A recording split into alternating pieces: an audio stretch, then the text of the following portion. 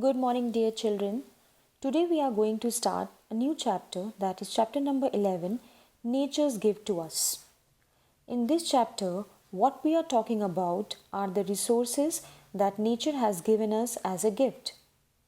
The various resources gifted to us by nature are water, soil, air, forest, minerals, and wildlife. These resources are called as natural resources. Now, there are certain resources that are made by man for his own usefulness or for his own good. Resources that are made by man and which are not naturally found are called man made resources. For example, table, chair, roads, buildings, etc. Most of the man made things require natural resources to make them. For example, if we are making a chair or a table, we require wood. Wood is obtained from a natural resource, that is a tree.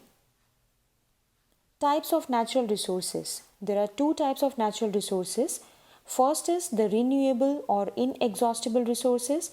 Second is the non-renewable or the exhaustible resources. Let us study the difference between the two first. Renewable or inexhaustible resources are those resources that never get finished or exhausted.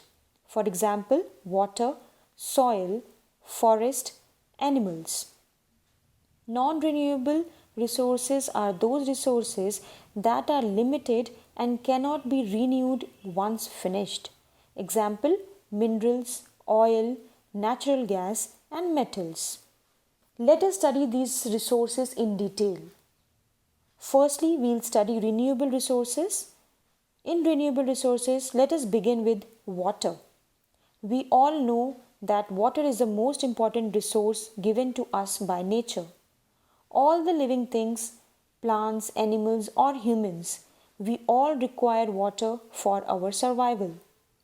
Water is also essential for irrigation, transport, and household chores. Household chores, for example, bathing, washing utensils, mopping the floor. So, these are all the uses of water.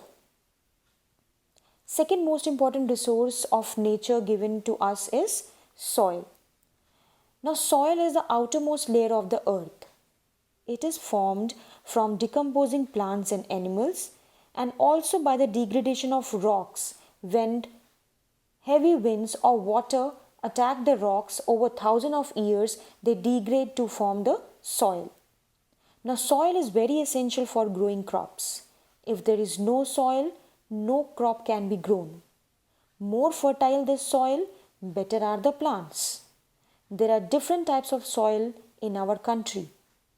For example, there is alluvial soil, there is black soil, red soil, laterite soil. All the soils have different characteristics. Northern plains. The orange part that you can see in the picture are the northern plains. They are located just below the Himalayas. The soil of the northern plains is very fertile and is called the alluvial soil.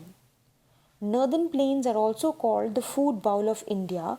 Because of their fertile soil, many crops can be grown here.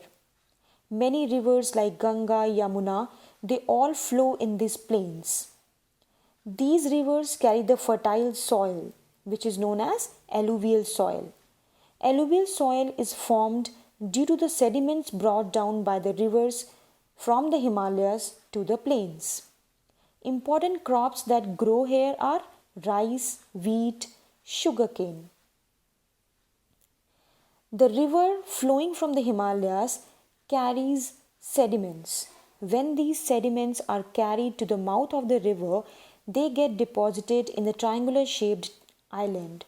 These triangular shaped islands are called deltas. The soil of the deltas is also very fertile. Plants. This is the next most important natural resource that we have on earth. Areas where a lot of trees and plants grow naturally are called forest. The leaves, stem, flower, trunk of all the trees is important to us. Forests provide us wood, medicine, and many other things.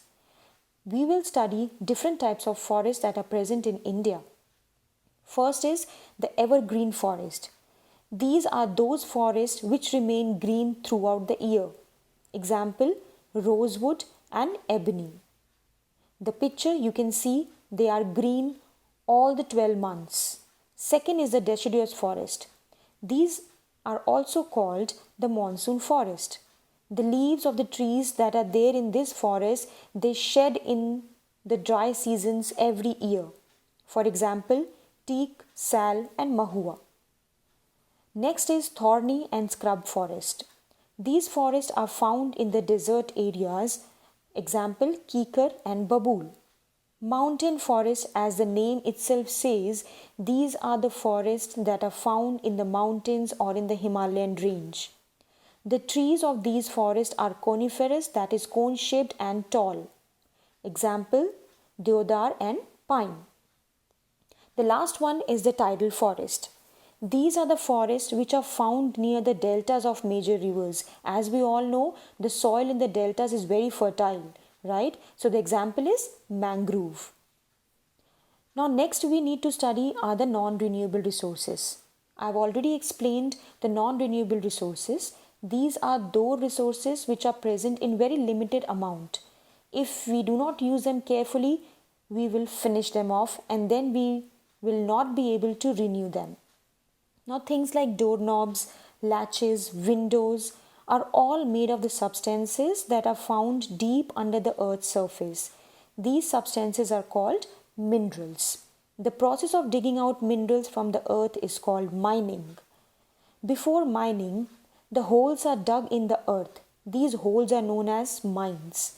Then the various minerals, oils, petroleum products are extracted from the earth. Then they are brought in the chemical factories, they are refined and the pure quality of the minerals, metals and oils is obtained from them, and then we use this pure quality in our daily life. So these are all the non-renewable resources. Next we need to study is the conservation of natural resources. We now know what are natural resources, but we also need to protect them for our future use. Conservation simply means the protection of natural resources.